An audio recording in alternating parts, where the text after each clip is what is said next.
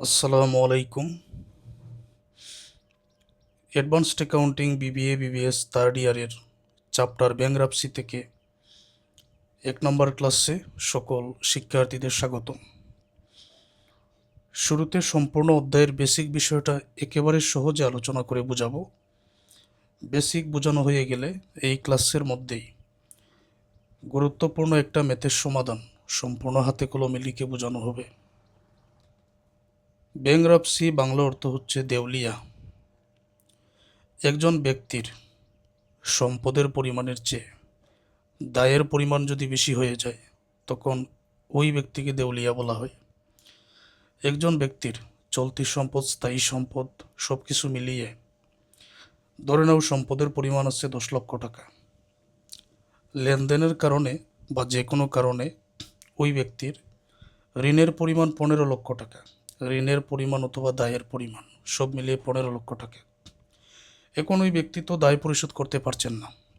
ঋণের পরিমাণের চেয়ে সম্পদের পরিমাণটা কম, দায় পরিশোধ করতে পারছেন না, তখন ওই ব্যক্তিকে দেউলিয়া বলা হয়। তো ওই ব্যক্তির করণীয় হচ্ছে আদালতের কাছে আবেদন করা, নিজেকে দেউলিয়া ঘোষণা করা। তখন আদালত একজন রিসিভার নিযুক্ত করেন। রিসিভার নিযুক্ত করে ওই ব্যক্তির যত সম্পদের পরিমাণ আছে সম্পদের একটা সঠিক হিসাব করে পাওনাদার যারা আছেন তাদের মধ্যে নিয়ম অনুযায়ী টাকাটা বন্টন করে দেন। এই হচ্ছে এই চ্যাপ্টারের মূল ধারণা। এখন আমরা বিস্তারিত জানব। এই চ্যাপ্টারে আমাদের করণীয় হচ্ছে স্টেটমেন্ট অফ ফিনান্সিয়াল অ্যাফেয়ার্স, যেটার মাধ্যমে কী পরিমাণ ঘাটতি আছে সেই হিসাবটা পাওয়া যায়। মানে ওই ব্যক্তির কী পরিমাণ সম্পদ আছে, কী পরিমাণ দায় আছে। তো সম্পদের চেয়ে দায়ের পরিমাণ কত বেশি এটাকে বলা হয় ঘাটতি। ঘাটতি কী পরিমাণ সেটা এখানে পাওয়া যায়। আর ডেফিসিয়েন্সি অ্যাকাউন্টস এটাও তৈরি করতে হয়। এখন পাওনাদারদের প্রকারভেদ আমরা জানি। একজন ব্যক্তির সম্পদের পরিমাণের চেয়ে দায়ের পরিমাণ বা ঋণের পরিমাণ যদি বেশি হয় তখন ওই ব্যক্তিকে দেউলিয়া বলা হয়। তো আদালতের মাধ্যমে ওই ব্যক্তির যত প্রকার সম্পদ আছে ওই সম্পদের সঠিক হিসাব সঠিক নিয়মে একজন রিসিভারের মাধ্যমে পাওনাদারদের মধ্যে টাকাটা বন্টন করে দেওয়া হয়। তো কত ধরনের পাওনাদার থাকতে পারেন? 4 ধরনের পাওনাদার থাকতে পারেন। ফুললি সিকিউরড ক্রেডিটর্স, পূর্ণ জামানতযুক্ত পাওনাদার। পূর্ণ জামানতযুক্ত পাওনাদার এটার মানে হচ্ছে, যেমন ধরো একজন ব্যক্তি 2 লক্ষ টাকার জমি বন্ধক রেখে 1 লক্ষ টাকা ঋণ নিয়েছে।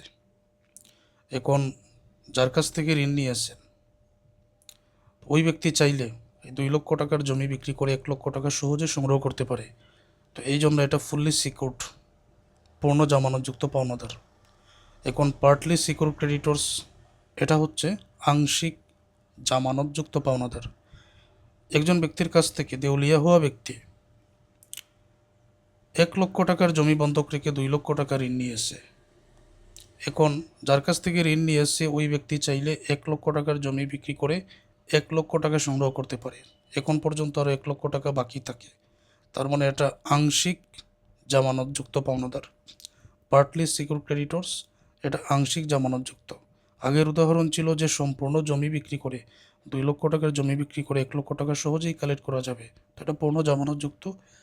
আবার যদি এরকম হয় যে 1 লক্ষ টাকার জমি বিক্রি করে 2 লক্ষ টাকা বন্ধক নিয়েছিলেন, তো জমি বিক্রি করে তো 1 লক্ষ পাওয়া যাবে, এখন পর্যন্ত আরও 1 লক্ষ বাকি থাকে। ঠিক আছে, তো এটা হচ্ছে আংশিক।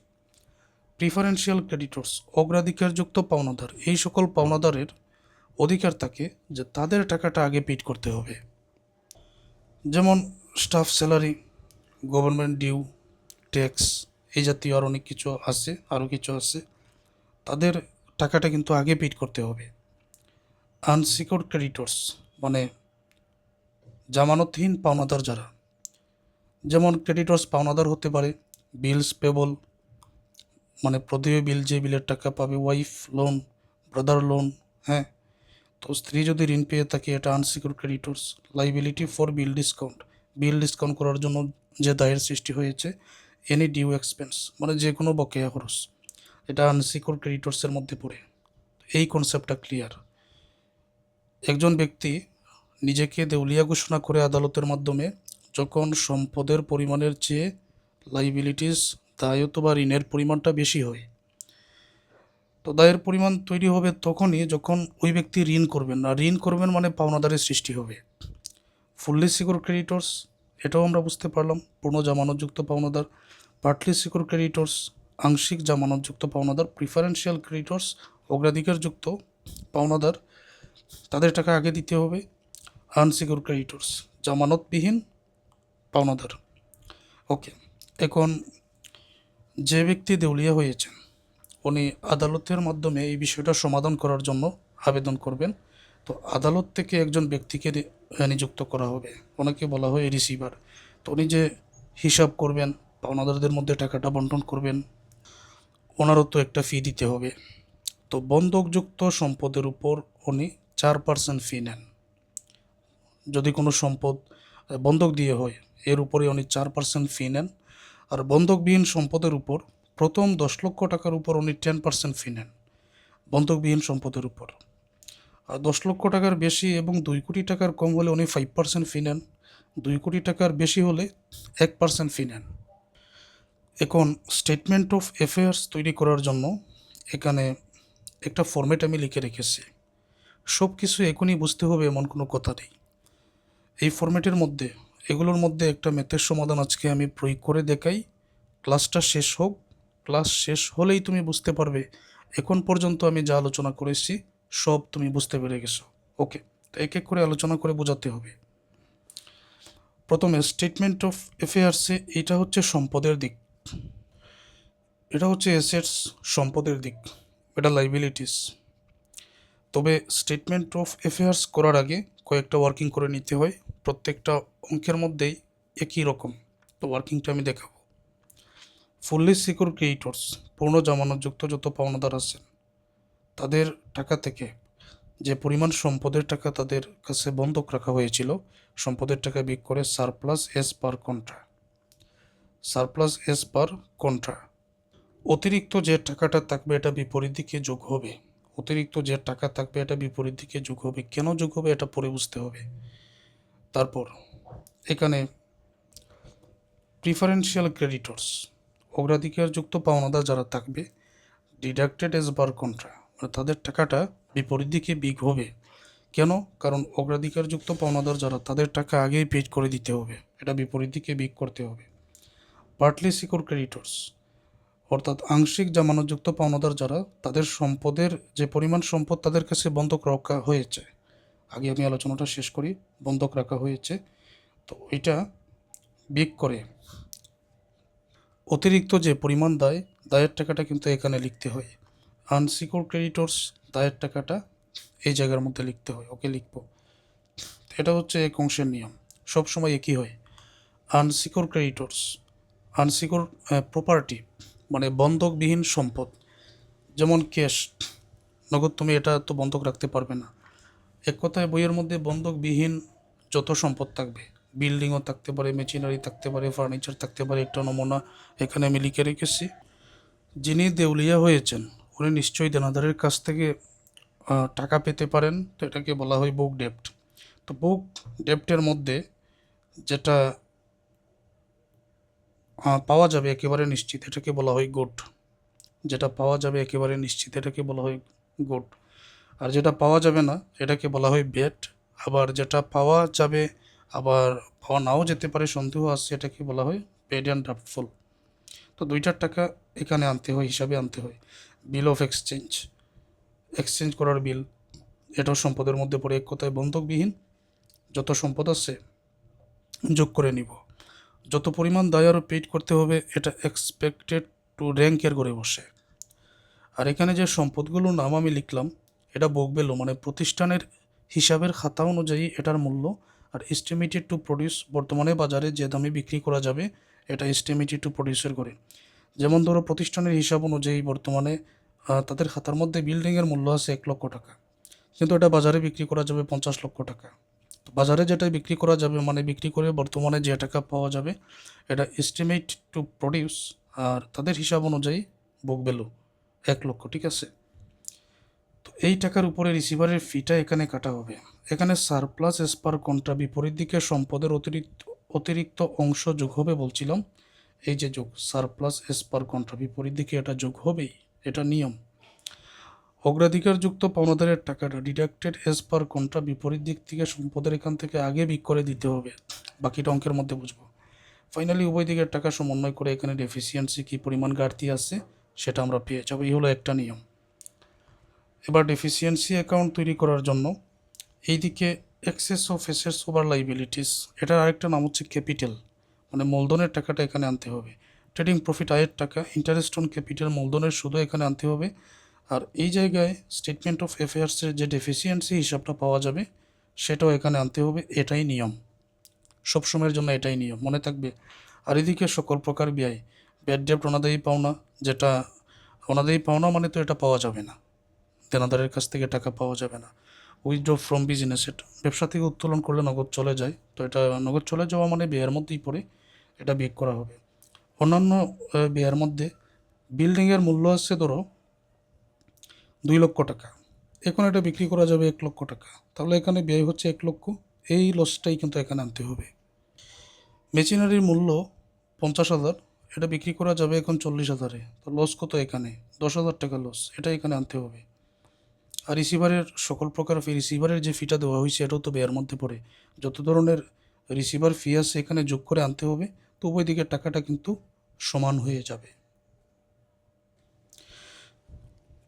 এখন আমরা একটা ম্যাথের সমাধান করব।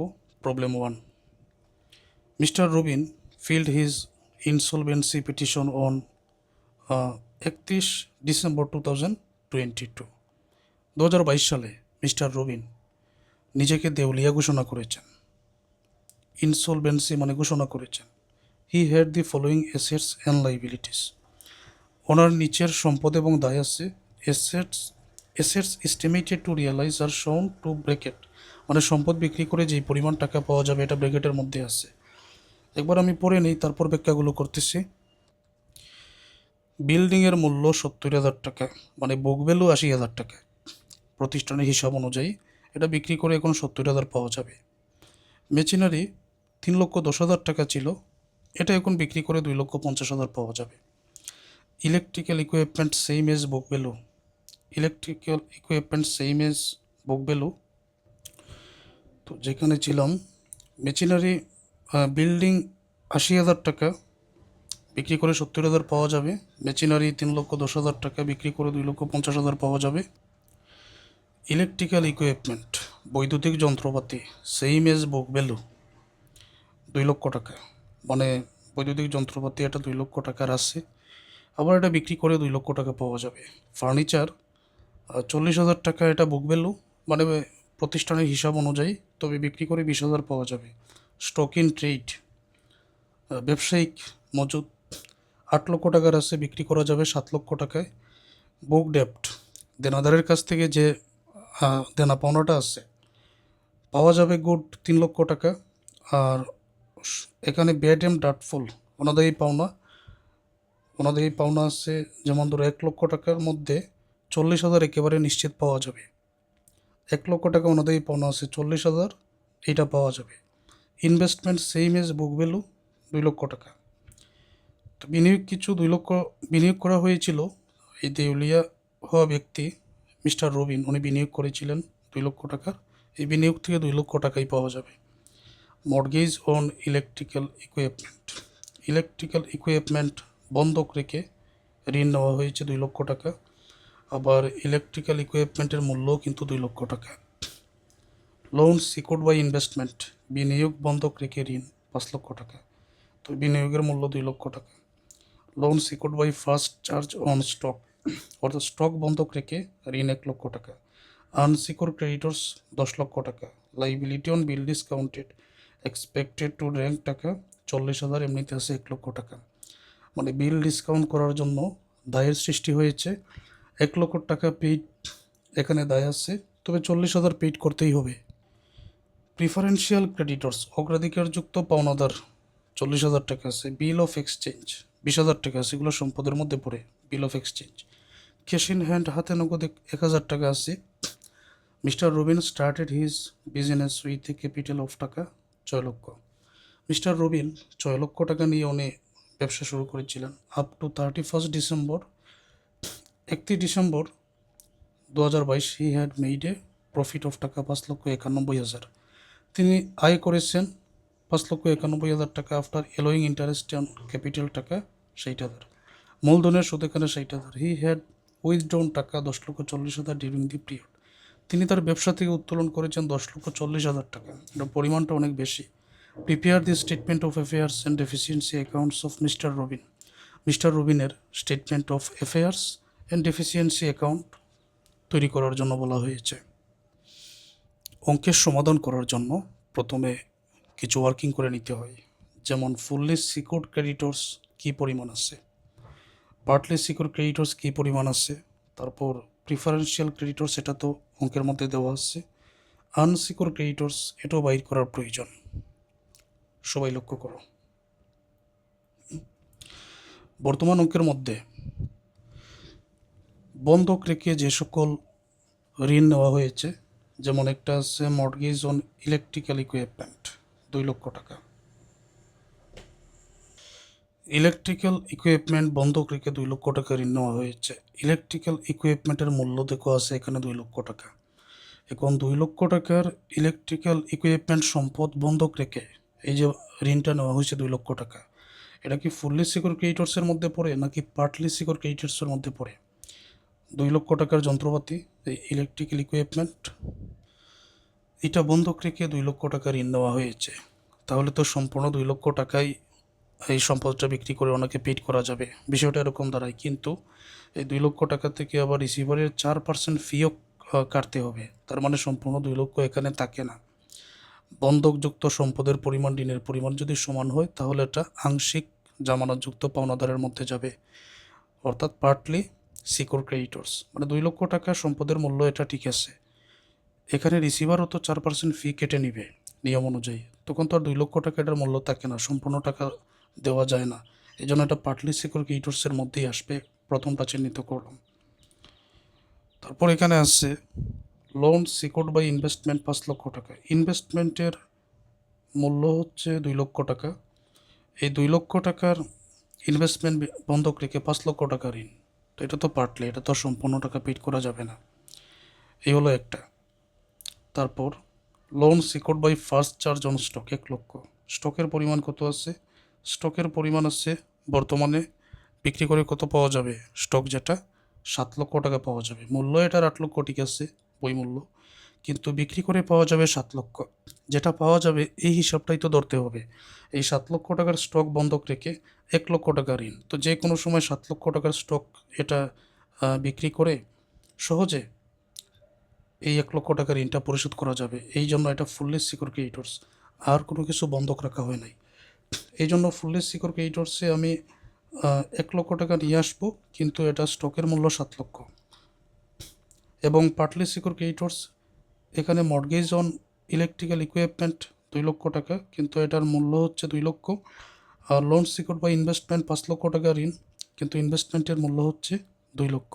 এই যে দেখো এগুলো লিখে নিচ্ছি। সবসময় এরকম একটা টেবিল অঙ্কন করে নিতে হয়। ক্যালকুলেশন অফ ফুলি সিকিউর ক্রেডিটর্সের জন্য অ্যামাউন্ট অফ লোন, ঋণের পরিমাণ, ভ্যালু অফ সিকিউরিটি, সম্পদের মূল্য। প্রথমে আমি এখানে নিয়ে আসলাম লোন সিকিউরড বাই স্টক। এই যে স্টকটা ঋণ করা হয়েছে, এখানে ঋণ নেওয়া হয়েছে 1 লক্ষ টাকা, এবং ভ্যালু অফ সিকিউরিটি যেটা বন্ধক রেখে ঋণ নেওয়া হয়েছে, এটা হচ্ছে কি বন্ধক রেখে, স্টক বন্ধক রেখে, স্টকের মূল্য বর্তমানে 7 লক্ষ, বিক্রি করে 7 লক্ষ পাওয়া যাবে। ফুললি সিকিউর ক্রেডিটর্স আর নেই, তো এটা থেকে আমরা রিসিভারের ফিটা কেটে দিব। যেমন এখন তো এখানে হবে 1 লক্ষ, ঋণের পরিমাণ 1 লক্ষ, এটা আমরা হিসাবে রাখবো। তারপর এই রিসিভারের ফি 7 লক্ষ এর 4%, সম্পদের মূল্য থেকে রিসিভারের ফিটা দিতে হবে, ঋণ থেকে তো আর দেওয়া যাবে না, সম্পদের মূল্য থেকেই দিতে হবে। 7 লক্ষ এর 4% ফি হচ্ছে 28,000। 28,000 এখানে বিক্রি করা হলে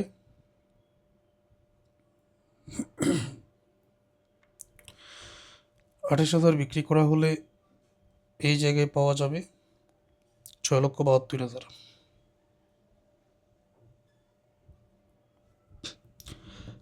অর্থাৎ রিসিভারের ফিটা এখানে কেটে দিয়ে অতিরিক্ত 6,72,000 টাকার সম্পদ আছে, যেটা সম্পূর্ণ বন্ধক রেখে ঋণটা নেওয়া হয়েছিল।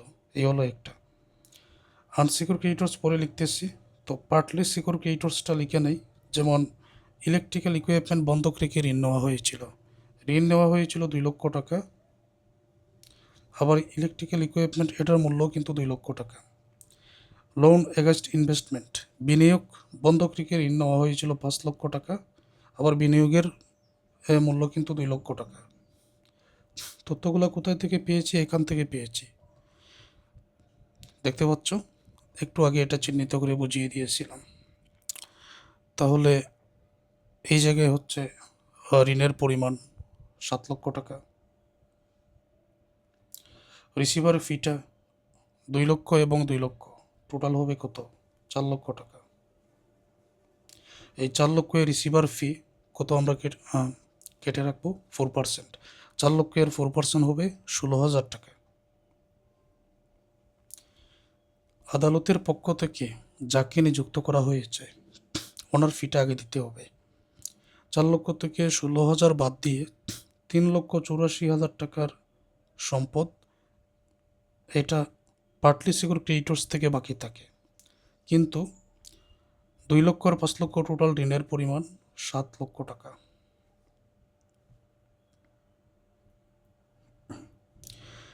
অর্থাৎ পার্টলি সিকিউর ক্রেডিটর্স 7 লক্ষ টাকা ঋণ করা হয়েছে 3,84,000 টাকার সম্পদ বন্ধক রেখে। এটা বুঝতে পারছো? এখন আনসিকিউর ক্রেডিটর্স কী আছে এখানে? আনসিকিউর ক্রেডিটর্স সরাসরি নাম উল্লেখ আছে 10 লক্ষ টাকা। তারপর লাইবিলিটি অন বিল ডিসকাউন্টেড, যেটা liability on bill discounted expected to rank 40,000। 40,000 paid করতে হবে, তবে দায়ের পরিমাণ ছিল এখানে 1 লক্ষ টাকা।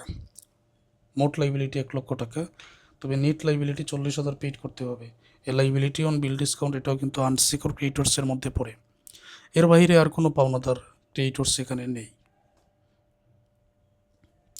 তো আনসিকিউর ক্রেডিটর্স মোট লাইবিলিটি প্রথমে 10 লক্ষ টাকা, এটা লিখে দিলাম।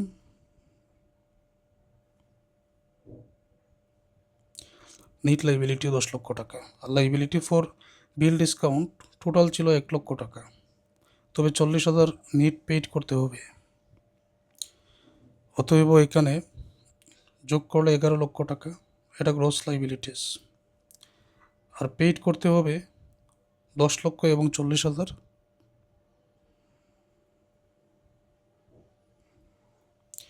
দশ লক্ষ 40,000 টাকা। এই যে ওয়ার্কিংগুলো আমরা করেছি, calculation of fully secure creditors, ঋণের পরিমাণ 1 লক্ষ, সম্পদ আছে 6,72,000 টাকা। আনসিকিউর ক্রেডিটর্স 10,40,000 টাকা পেইড করতে হবে, আর টোটাল 11 লক্ষ টাকা। পার্টলি সিকিউর ক্রেডিটর্স ঋণ 7 লক্ষ, কিন্তু সম্পদের পরিমাণ 3,84,000। স্টেটমেন্ট অফ অ্যাফেয়ার্স তৈরি করার জন্য শুরুতে আমরা এখানে নিয়ে আসবো ফুললি সিকিউর ক্রেডিটর্স, আবার গ্রস লাইবিলিটি যেটা এখানে আছে। গ্রস লাইবিলিটি অর্থাৎ এক এক করে দেখাই। Fully secure creditors total liability এখানে 1 লক্ষ, সম্পদের পরিমাণ আছে 6,72,000, আর টোটাল দায়ের পরিমাণ 1 লক্ষ টাকা আছে। তো এটা আমরা এখানে লিখে দিব। গ্রস লাইবিলিটি, টোটাল লাইবিলিটি এর পরিমাণ 1 লক্ষ,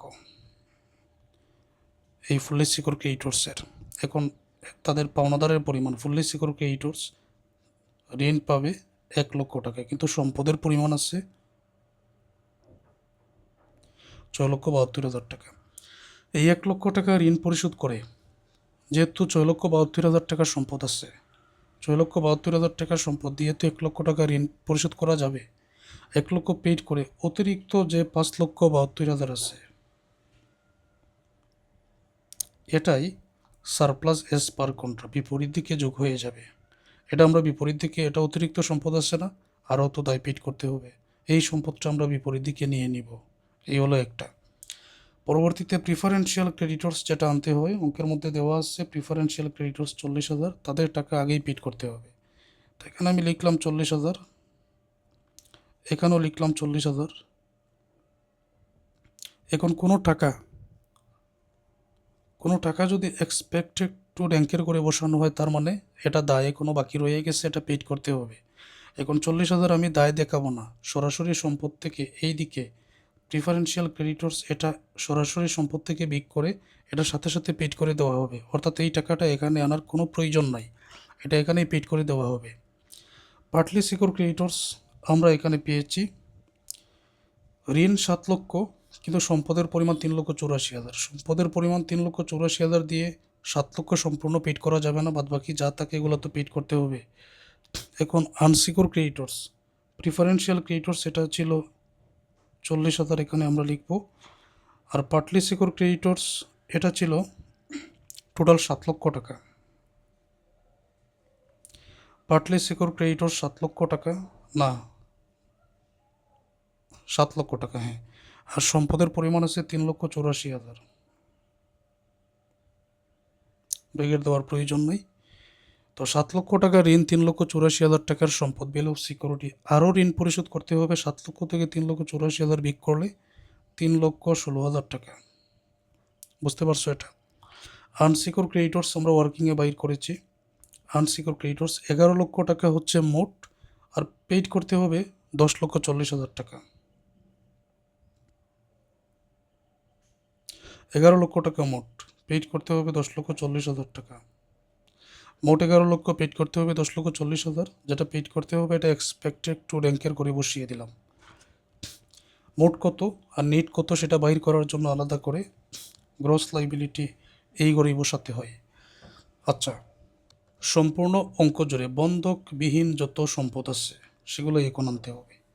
তো কী কী আছে আমরা দেখি, এবং এটা আনার নিয়মটা হচ্ছে, আমরা যদি টেবিলটা একবার দেখে নেই, এটা আনার নিয়ম হচ্ছে বুক ভ্যালু, মানে প্রতিষ্ঠানের হিসাবের খাতা অনুযায়ী এটার মূল্য, আর বাজারে কত টাকায় বিক্রি করা যাবে, দুইটা তথ্যই কিন্তু আনতে হবে।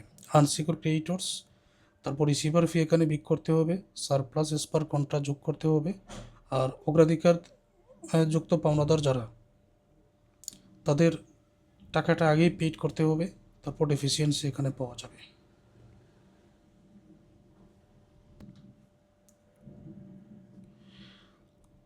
কী কী আছে, যেমন এখানে প্রথমেই আছে বিল্ডিং, 80,000 টাকা বাজার মূল্য, না 80,000 টাকা বুক ভ্যালু, 70,000-এ বিক্রি করা যাবে, এটা কিন্তু বন্ধক দেওয়া হয় না, এটা আমরা নিয়ে আসবো। মেচিনারি 3,10,000, এটা বুক ভ্যালু, 2,50,000-এ বিক্রি করা যাবে। বুক ডেপ্টের বেলায় ফার্নিচার আছে 40,000 টাকা বুক ভ্যালু, 20,000-এ বিক্রি করা যাবে। পাওয়া যাবে, মানে দেনাদারের কাছ থেকে টাকা পাওয়া যাবে 3 লক্ষ, আর ওনাদের পাওনা সঞ্চিতি, ওনাদের পাওনা যেটা বেড অ্যান্ড ড্রাফটফুল, যেটা পাওয়া যাবে নাও পাওয়া যেতে পারে, তো এই টাকাটা এই জায়গায় আমরা দেখতে পাচ্ছি 1 লক্ষ টাকা, এটা হচ্ছে বুক ভ্যালু, কিন্তু পাওয়া যাবে 40,000। তাই এস্টিমেটেড টু প্রডিউস বাজার মূল্য 40,000 আমরা লিখব, আর টোটাল যেটা 1 লক্ষ টাকা এটা বুক ভ্যালুর মধ্যেই আমরা অবশ্যই লিখব। বিল অফ এক্সচেঞ্জ আসছে 20,000 টাকা, তো এটা যেহেতু শুধুমাত্র 20,000, উভয়টার মধ্যেই আমরা 20,000 টাকা লিখব। ক্যাশ ইন হ্যান্ড 1,000 টাকা, তো ক্যাশ ইন হ্যান্ড 1,000 টাকা আমরা উভয়টার করে, এটার তো আর কোনো বুক ভ্যালু নাই, বাজার মূল্য নাই, সম্পূর্ণ ক্যাশ আছে, 1,000 টাকা আমরা লিখব। এর বাহিরে বন্ধকবিহীন আর কোনো সম্পদ পাবো না, যতটা এখানে আছে সবগুলো যদি আমি লিখে নেই, যেমন ক্যাশ আছে 1,000 টাকা, উভয় করে সমান 1,000 টাকা, উভয় করে সমান। এখন বিল্ডিংয়ের পরিমাণ, এটার বুক ভ্যালু 80,000, তো বিক্রি করা যাবে 70,000-এ। মেচিনারি 3,10,000 টাকার মেচিনারি ছিল, এটা বিক্রি করা যাবে 2,50,000-এ। ফার্নিচারের পরিমাণ ছিল 40,000, বিক্রি করা যাবে 20,000-এ। ওই তথ্যগুলো এখানে বসিয়ে দিচ্ছি। বুক ডেপ্ট, গুড যেটা পাওয়া যাবে 3 লক্ষ টাকা, তো যেটা পাওয়া যাবে এটা উভয় করেই বসাবো।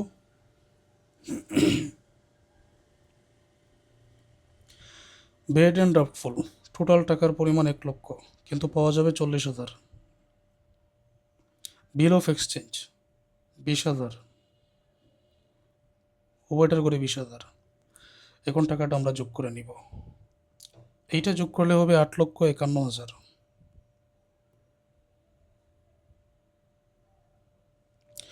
বুক ভ্যালু এটা কিন্তু এখানে ক্লোজড, এটার আর কোনো কাজ নেই, শুধু বিবরণীর মধ্যে হিসাবটা দেখানোর জন্য এটা যোগ করা হয়েছে।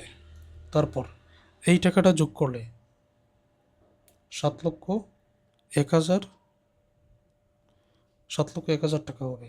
অর্থাৎ এখন পর্যন্ত বন্ধকবিহীন যে সম্পদ আছে এটা 7,01,000 টাকা। এই বন্ধকবিহীন সম্পদের উপরে রিসিভার আবার কি করবে, ফিটা কেটে নিবে। নিয়ম অনুযায়ী আমরা তথ্যটা দেখি।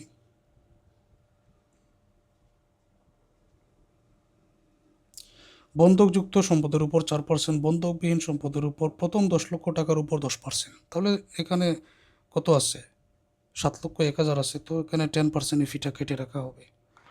তবে বন্ধকবিহীন সম্পদের উপর 1,000 টাকা যেটা, এটা তো আর বন্ধক দেওয়া যায় না, তাই 7,01,000 থেকে তোমাকে এইরকমভাবে 7,01,000 থেকে 1,000 বিক করে তারপর এটার উপর 10% ফিটা কাটতে হবে। এটার উপর 10% ফি হবে 70,000। 70,000 বিক করে দিলে সারপ্লাস এস পার কন্ট্রা, মানে অতিরিক্ত যে টাকাটা এখানে থাকবে সেটা আগে আমরা লিখে নিব। বিক করলে এখানে হবে 6,31,000 টাকা। পূর্ণ জমানতযুক্ত পাওনাদারের দায় 1 লক্ষ পেইড করার পর যে 5,72,000 টাকার সম্পদ আছে সেটা আমরা এখানে যোগ করে দিব।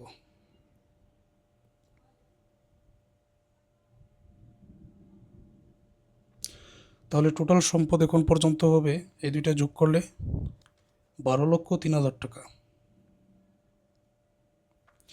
অগ্রাধিকারযুক্ত পাওনাদারের টাকা আগেই পেইড করে দিতে হবে, হিসাবটা এখানে এখনও বাকি রয়ে গেছে, তো তাদের টাকাটা পেইড করে দেই। 40,000 টাকা পেইড করে দিলে এখন পর্যন্ত এখানে থাকবে 11,63,000 টাকা। এই ব্যবসা প্রতিষ্ঠানের বা ওই ব্যক্তির সম্পদের পরিমাণের চেয়ে দায়ের পরিমাণ বেশি হওয়ার কারণেই তো উনি দেউলিয়া হয়েছেন। এখন পর্যন্ত ওনাকে যে পরিমাণ দায় পেইড করতে হবে 3,16,000 আর 10,40,000, দায়ের পরিমাণ এমনিতেই বেশি হবে। এখন আমাদের করণীয় হলো উভয় দিক সমন্বয় করে নেওয়া। 3,16,000, 10,40,000 এখনও পেইড করা হয় নাই, পেইড করতে হবে। এই দুইটা যোগ করলে টোটাল দায়ের পরিমাণ 13,56,000 হচ্ছে।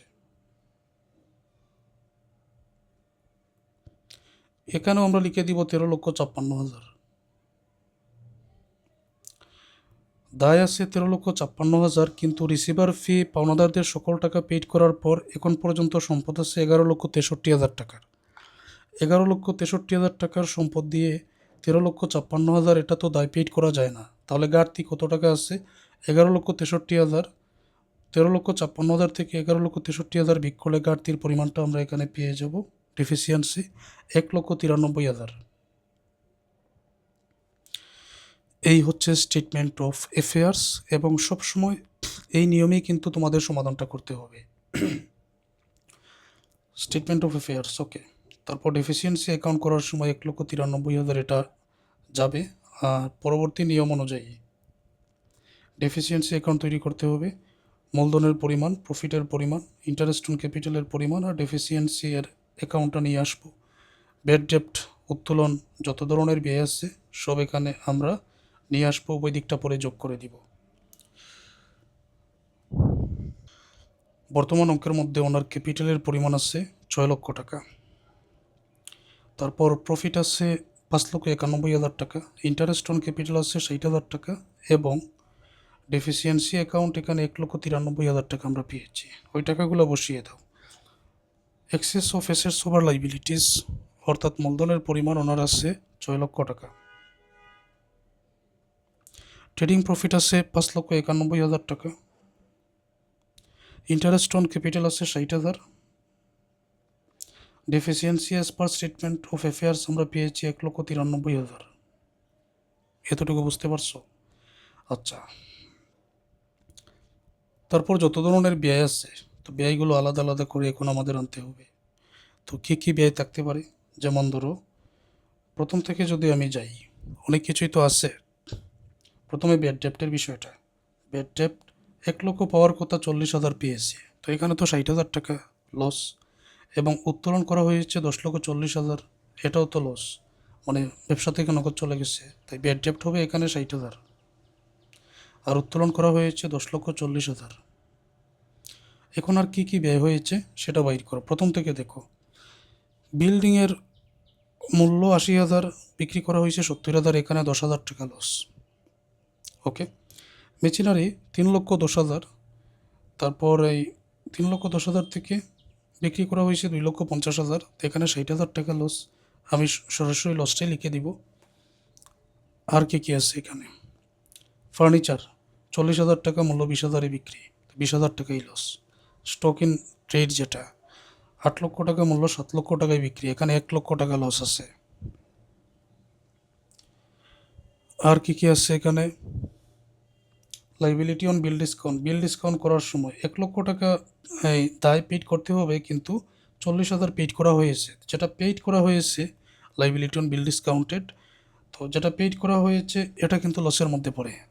তো লাইবিলিটি অন বিল ডিসকাউন্ট 40,000 আনবো আমি, যেটা পেইড করা হয়েছে এটা লসের মধ্যে পড়ে। আর কি আছে, আচ্ছা বাকি হলো রিসিভারের ফি। তো রিসিভারের ফি কোথায় কি আছে একটু দেখে নেই। রিসিভারের ফি এখানে প্রথমে এই জায়গায় পাওয়া যাবে, একটা আছে 28,000 রিসিভারের ফি, 28,000 পরে আরেকটা আছে 16,000, এই যে রিসিভার ফি। পার্টলি সিকিউর ক্রেডিটর্সে 16,000 এবং বন্ধকবিহীন সম্পদের উপরে আরও 70,000। এই তিনটা যোগ করে আমি আলাদা করে পিক করব। তাহলে বিল্ডিং আমরা চাইলে এইভাবে লিখে নিতে পারি, বিল্ডিং 80,000 টাকা মূল্য ছিল, 70,000-এ বিক্রি, এখানে 10,000 টাকা লস। এইভাবে আনতে পারো বা সরাসরি 10,000-ও আনতে পারো। মেশিনারি ছিল 3,10,000 আর 2,50,000, 2,50,000-ই বিক্রি, তো এখানে কত লস, 60,000 টাকা লস। ফার্নিচার ছিল 40,000, 20,000-এ বিক্রি, এখানে 20,000 টাকা লস। স্টক ইন ট্রেড 8 লক্ষ ছিল, 7 লক্ষ টাকায় বিক্রি, এখানে 1 লক্ষ টাকা লস নিয়ে আসবো। Loss on bill discount 40,000। Receiver ফিটা নিয়ে আসবো, প্রথমে ছিল 28,000, তারপরে 16,000, তারপর 70,000, টোটাল যোগ করলে 1,14,000।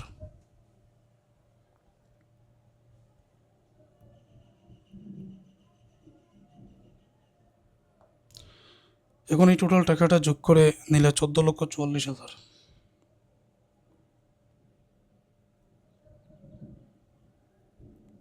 এই টোটাল টাকাটা যোগ করলে 14,44,000 টাকা। আশা করছি সকল শিক্ষার্থীরা এখন পর্যন্ত এই ম্যাথের সমাধানটা বুঝতে পেরেছেন।